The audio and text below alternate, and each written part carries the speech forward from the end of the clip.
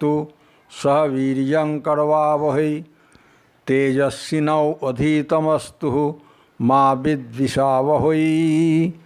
ओम शांति शांति शांति। ओम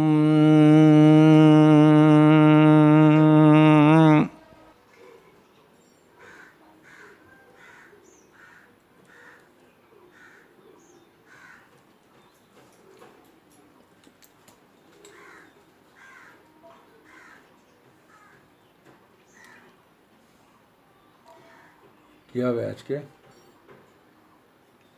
পরেরটা মানে বল। কঠোপনিষদ দ্বিতীয় অধ্যায় তৃতীয় বল্লীর নবম, দশম আর একাদশ। কঠোপনিষদ দ্বিতীয় অধ্যায় তৃতীয় বল্লীর নবম, দশম ও একাদশ সংখ্যক মন্ত্রের পাঠ, অর্থভেদ ও আলোচনা। এই তো হবে। ঠিক আছে, শুরু করছি তাহলে। নবম মন্ত্র। ন সন্দৃশে তিষ্ঠতি রূপমস্য ন চক্ষুষা পশ্যতি কশ্চন এনম হৃদা মনীষা মনসা ভিক্লিপ্ত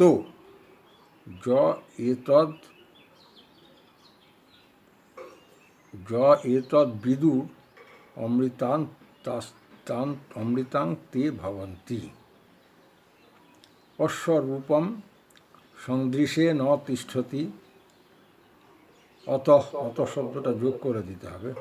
অত সো দ্যাট কশ্চন এনং চক্ষুষা ন পশ্যতি। হৃদা মনীষা মনসা সটা যোগ করতে হবে। অভিক্লিপ্ত ভবতিটাও যোগ করতে হলো। যে এতদ বিদু যে বললেন এতদ বিদু তে অমৃতা ভবন্তি। তাহলে অশ্বরূপম মলয়ের জন্য, তপন মাইতির জন্য এটা ভেঙে ভেঙে বলতে হয়। অশ্বরূপম এর রূপ, ইহার রূপ সংদৃশে ন তিষ্ঠতি দৃষ্টির বিষয়রূপে স্থিত নয়। অত সেই জন্য কশ্চন এনং চক্ষুষা ন পশ্যতি এই জন্য, এই কারণে কেউই একে চোখ দিয়ে দেখতে পায় না। হৃদা মনীষা হৃদয়স্থ বিকল্প বর্জিত বুদ্ধি, সংকল্প বিকল্প বর্জিত বুদ্ধি দ্বারা, যার মনের ভেতরে, বুদ্ধির ভেতরে কোনো রকম ইচ্ছা অনিচ্ছা, আশা ভরসা, কামনা বাসনা না থাকে, তার বুদ্ধি দিয়ে মনসা মনন করে অভিক্লিপ্ত ভবতি তিনি প্রকাশিত হন। যে এতদ বিদু যারা একে জানেন, তে অমৃতা ভবন্তি তারা অমরত্ব প্রাপ্ত হন। অমৃতা ভবন্তি, অমৃত হন মানে অমরতা লাভ করেন। তাহলে এই যে পরম পুরুষের কথা বলা হলো, তার প্রকৃত স্বরূপ আমাদের প্রত্যক্ষ দৃষ্টির মানে বহির্দৃষ্টির বিষয় নয়। কাজেই আমরা আমাদের এই চামড়ার চোখ বা অন্য কোনো ইন্দ্রিয় দিয়ে তার স্বরূপ উপলব্ধি করতে পারি না। তার স্বরূপ আমরা উপলব্ধি করতে পারি না। হৃদয়ের অনুভূতি, সংশয়রহিত বুদ্ধি, দিব্য দৃষ্টি এবং সংস্কৃত মন দ্বারা, পুরনো সংস্কার যা কিছু আছে উপরে ফেলে দিয়ে পরিপূর্ণ গুরু প্রদত্ত শুদ্ধ সংস্কার দ্বারা সংস্কৃত হয়ে গিয়ে সেই মন দ্বারা ইনি প্রকাশিত হন। যারা একে সম্যক জানেন তারাই অমরত্ব লাভ করে থাকেন।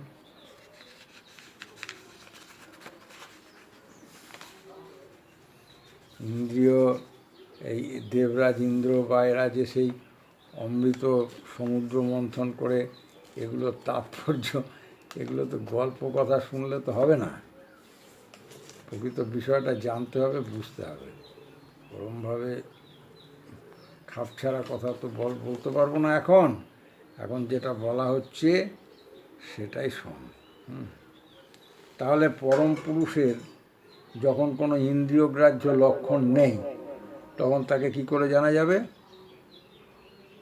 এই প্রশ্নের উত্তরে বেদ বলছে হৃদা, হৃদা মনীষা। মন ও বুদ্ধি নির্মল হলে হৃদয়ে যে ইনটুইশন, যে বোধি,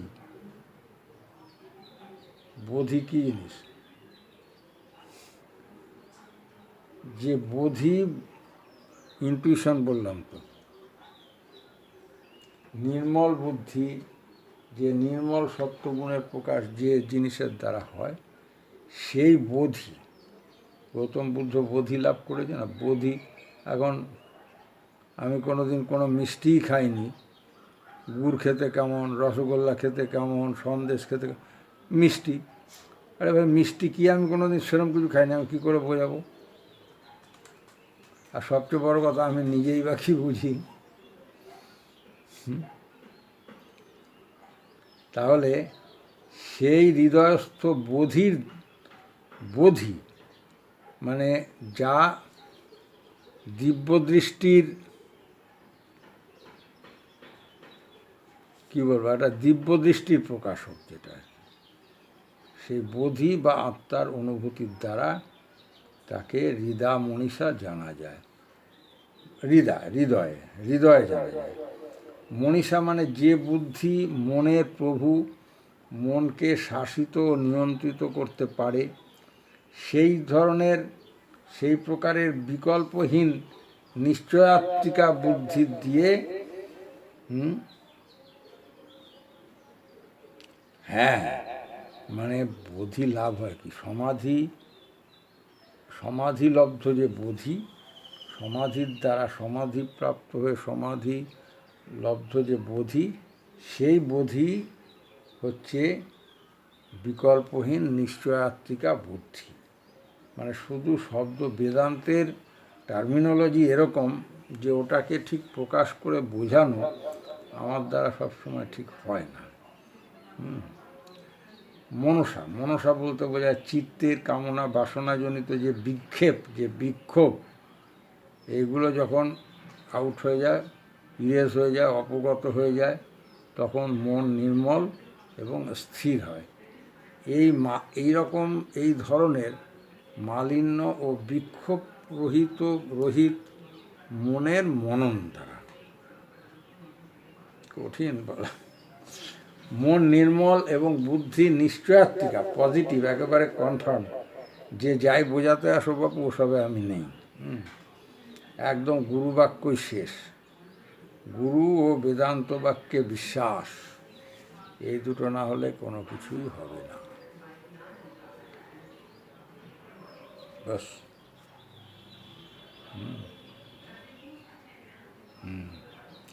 মন নির্মল এবং বুদ্ধি নিশ্চয়াত্মিকা হলে যে বোধি জেগে ওঠে, তার দ্বারা পরম পুরুষ জীবের হৃদয়ে প্রকাশিত হন। Yes, it is revealed then only. তখনই আত্মার সাক্ষাৎ দর্শন, direct vision, no intuitive perception হয়। এই উপায়ে যাদের হৃদয়ে পরম পুরুষের সাক্ষাৎ ঘটে, তারা অমৃতত্ব লাভ করেন। আমি লাভ করেছি কিনা মারব থাপ্পড়। Any question? হৃদা মানে হৃদয় দ্বারা নয়, হৃদয়স্থ বুদ্ধির দ্বারা, হৃদয়ের অনুরাগ দ্বারা। মনীষা মানে, মনীষা বলতে সেই মন যেখানে সংকল্প বিকল্পাত্মক মনকে কন্ট্রোল করে, যে মনীষ,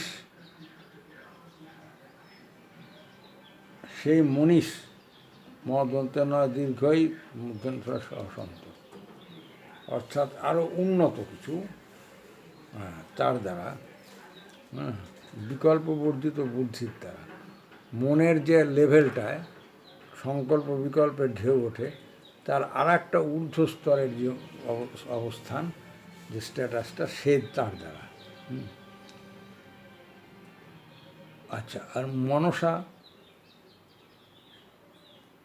না, সংকল্প বুদ্ধিত বুদ্ধির দ্বারা যেটা বললাম, মানে আমার কোনো কিছুতে অ্যাট্রাকশন, অনুরাগ জনিত যে বিষয়ে খুব অনুরাগ আছে, সেই বিষয়ের সমস্ত পাতি পাতি করে দেখতে পাবো। আর যাতে অনুরাগ নেই, যাতে আমার ইন্টারেস্ট আছে, কারো অঙ্কে ইন্টারেস্ট থাকলে সে পণ্ডিত রামানুজ হয়ে যাবে, একদম ম্যাথমেটিক্সের ভেতরে ঢুকতে ঢুকতে তার একেবারে সমস্ত সূক্ষ্ম বস্তু দেখার যে ক্যাপাবিলিটি, হ্যাঁ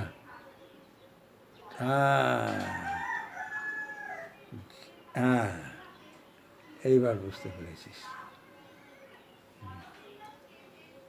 সেইভাবে মনসা মানে মননরূপ সম্যক দর্শন দ্বারা অভিক্লিপ্ত, অভয়সী কয়লফলা রিকার পয়তয় সংযুক্ত বিসর্গ, ওইটার মানে হচ্ছে অভিপ্রকাশিত, অভিমুখীকৃত, ইউনিডিরেকশনাল হয়ে তারপরে এই উপায়ে আত্মাকে জানা যেতে পারে। এইটুকু বলা নেই এখানে, যে এতদ্বিদু, এই আত্মাকে যে জেনেছে এটাই ব্রহ্ম, অয়মাত্মা ব্রহ্ম, এই রূপে যারা জানেন, সেই পরমাত্ম তত্ত্বকে যারা এভাবে জানেন, তারা অমৃতা মানে মরণ ধর্মরহিত, সব রকম বিকারের অতীত হয়ে অবস্থান করেন। দশম মন্ত্র। যদা পঞ্চাবতিষ্ঠন্তে জ্ঞানানি মনসা সহ বুদ্ধিশ্চ ন বিচেষ্টতে তাম আহু পরমাং গতিম। যদা পঞ্চজ্ঞানানি মনসা সহ অবতিষ্ঠন্তে বুদ্ধিশ্চ ন বিচেষ্টতে তাম পণ্ডিতা পরমাং গতিম আহু। অর্থাৎ যখন, যদা মানে যখন, পঞ্চজ্ঞানানি পঞ্চজ্ঞানেন্দ্রিয় মনসা সহ অবতিষ্ঠন্তে মনের সাথে নিশ্চল হয়ে অবস্থান করে, বুদ্ধি চ ন বিচেষ্টতে বুদ্ধিও নিজের ব্যাপারে নিয়ে আর মাতামাতি করে না, তাম পণ্ডিতা তাদেরকে পণ্ডিতা পরমাং গতিম আহু, সেই অবস্থাটাকেই পণ্ডিতেরা পরমগতি বলে অবহিত করেন, পরমগতি শ্রেষ্ঠ গতি বলে থাকেন। তাহলে আমাদের চক্ষু কর্ণ ইত্যাদি পাঁচটা জ্ঞানেন্দ্রিয় যখন নিজের নিজের বিষয় হতে নিবৃত্ত হয়ে সংকল্পাদি মনের অনুগত হয়ে অবস্থান করে, এবং বুদ্ধিও আর কোনো ব্যাপারে যুক্ত হয় না, প্রবৃত্ত হয় না, যোগীগণ যোগের এই অবস্থাটাকেই শ্রেষ্ঠ গতি বলে থাকেন। তাহলে এই মন্ত্রে আত্মাকে লাভ করবার উপায় স্বরূপ যোগের কথা বলা হলো। যোগানুষ্ঠানকালে সকল জ্ঞানেন্দ্রিয়গুলো সব বিষয় থেকে নিবৃত্ত হয়ে মনের কাজে যে সংকল্প বিকল্প হতে থাকে সেটা রহিত হয়ে যায়, মনের কাজ স্টপ হয়ে যায়। তাহলে মনের এই কাজ বন্ধ হয়ে গেলে বুদ্ধিরও তখন আর কোনো চেষ্টা বা কাজ থাকে না, কারণ মনের সংকল্প বিকল্পের মধ্যে একটাকে নিশ্চয় করতে হয়। বুদ্ধির কাজ কিভাবে নিশ্চয় করবে এটা অবধারণ করাই তো বুদ্ধির কাজ। কাজেই মনের ব্যাপার রুদ্ধ হয়ে গেলে বুদ্ধিও নিজের বিষয় ব্যাপারে না ঢুকে নিশ্চেষ্ট হয়ে অবস্থান করে। এই অবস্থা যে এই যে অবস্থাটা যোগের শ্রেষ্ঠ অবস্থা, কারণ এই অবস্থায় অন্তঃকরণের সমস্ত ব্যাপার নিরুদ্ধ হওয়াতে সব রকম আক্ষেপ বিক্ষেপ থেকে নিবৃত্ত হয়ে বুদ্ধি স্থির ও নির্মল হয়ে পরমাত্মায় বিশ্রাম লাভ করে। এটাই যোগের চরম ফল এবং মানুষের শ্রেষ্ঠ গতি। তাহলে বলছি আগে একাদশ সংখ্যক মন্ত্রটা বলে নি। তাং যোগমিতি মন্যন্তে স্থিরাম ইন্দ্রিয় ধারণাম অপ্রমত্তস্তদা ভবতি যোগো হি প্রভবপ্রায়।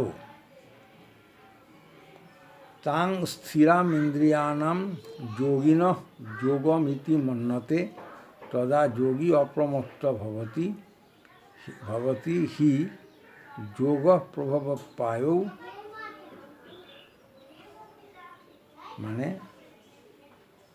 তাম স্থিরাম ইন্দ্রিয়াণাম, সেই স্থির ইন্দ্রিয় ধারণাকে যোগিনঃ যোগমিতি মন্যন্তে, যোগীগণ যোগ বলে মনে করেন। তদা যোগী অপ্রমত্ত ভবতি, সেই সময় যোগী অপ্রমত্ত হন।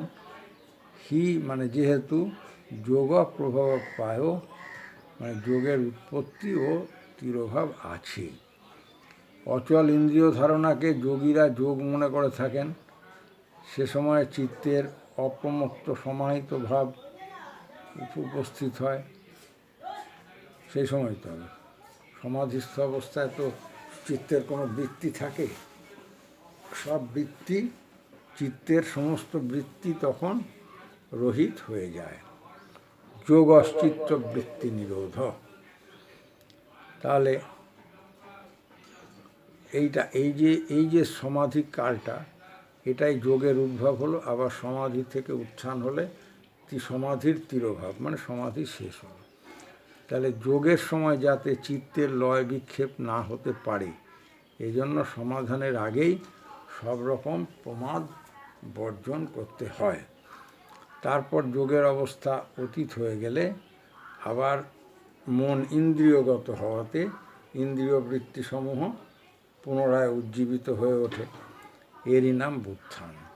এই বুত্থান সময়ে, বুত্থানকালে ইন্দ্রিয় বৃত্তিসমূহ যোগীর মনকে ততটা চঞ্চল আর বিক্ষিপ্ত করতে হয়তো পারে না। যাতে না পারে সেই দিকে লক্ষ্য রাখতে হবে। Any question?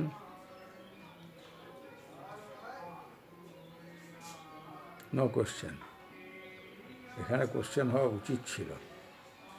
কঠিন সমাধি অবস্থায় যাওয়া কীভাবে, যাই হোক।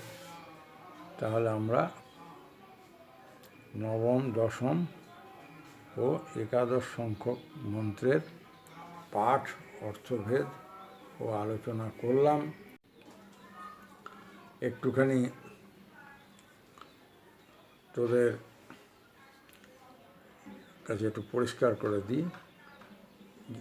এই যে বলা হলো, এর মানে হচ্ছে আমাদের যোগাভ্যাসের শুরুতেই সব রকম উল্টোপাল্টা ভাবনা চিন্তাগুলো পরিত্যাগ করা উচিত। কেন? ওই যে আগে বলা হলো যোগের উৎপত্তি ও বিনাশ আছে, মানে সমাধির শুরুও আছে, শেষও আছে। হ্যাঁ, তা সেই জন্য যাতে আমাদের সমাধিটা চট করে ভেঙে না যায়, দীর্ঘক্ষণ স্থায়ী হয়, এর জন্য আমাদের সচেষ্ট হওয়া উচিত। যখনই কোনো দেহটাকে ঘট বলা হচ্ছে, দেহের ভেতরে আত্মা প্রবেশ করে। শরীর তো বিভিন্ন রকম হয়, কিন্তু আত্মা তো বিভিন্ন রকম হয় না। সব দেহে আত্মা অভিন্ন, কিন্তু ওই শরীর, ইন্দ্রিয়ের সকলের যে মায়া ও মোহের আবরণ, এগুলো কি করেছে, আমাদের আত্মা একই, কিন্তু তবু এক একজনের থেকে আর একজনের এক একটা ফান্ডামেন্টাল ডিফারেন্স তৈরি করে রেখেছে। সেই জন্যই মানুষ তাকে ইচ্ছে মতো দেখতে পায় না। তৃতীয় নয়ন ব্যতীত আত্মাকে দর্শন করা যায় না সদ্গুরুর দ্বারা। কারণ যদি তৃতীয় নয়ন উন্মোচিত হয় তাহলেই সে শুধু যে অন্তরে আত্মার সত্তা উপলব্ধি করতে পারে তা নয়, দেখাও যায় এবং সেই পরম তেজময় সচ্চিদানন্দ পুরুষকে দেখতে পায়। এই ইন্দ্রিয় বা পঞ্চ ইন্দ্রিয়ের মধ্যে এক ইন্দ্রিয় যে চোখ, ওই চোখ দিয়ে আত্মার সত্তার অনুভব হয় না। হ্যাঁ, আমাদের কি হয়, আমাদের এই চোখ দিয়ে যা বাহ্য বস্তু সেটাই দেখা যায়, আর দেহেন্দ্রীয় সমষ্টি বা দেহের অভ্যন্তরে যে বিশুদ্ধ চৈতন্য সত্তা আছে ওই সেটাই আমি। এই শুদ্ধ চৈতন্য সত্তা আত্মধ্যান কাজের মাধ্যমে জেগে ওঠে।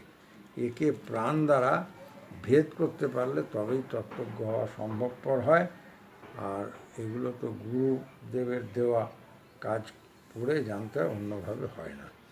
তাই মন বুদ্ধি দিয়ে একে জানা সম্ভব নয়, কারণ ওই যে বুদ্ধি বা মন সব সময় তো পছন্দ মতো বিষয়ে চিন্তা করতে থাকে। সেই জন্য গুরুমুখী প্রাণকর্মের দ্বারা শ্রীমদ্ভগবদ্গীতা মানে শ্রীবিষ্ণু প্রদীপিকা গ্রন্থের ওই যে বললাম এর আগে একেবারে শেষে অথবা শ্রী শ্রী গীতা মাহাত্ম্য অধ্যায়ে কিছুটা ব্যাখ্যা করা হয়েছে।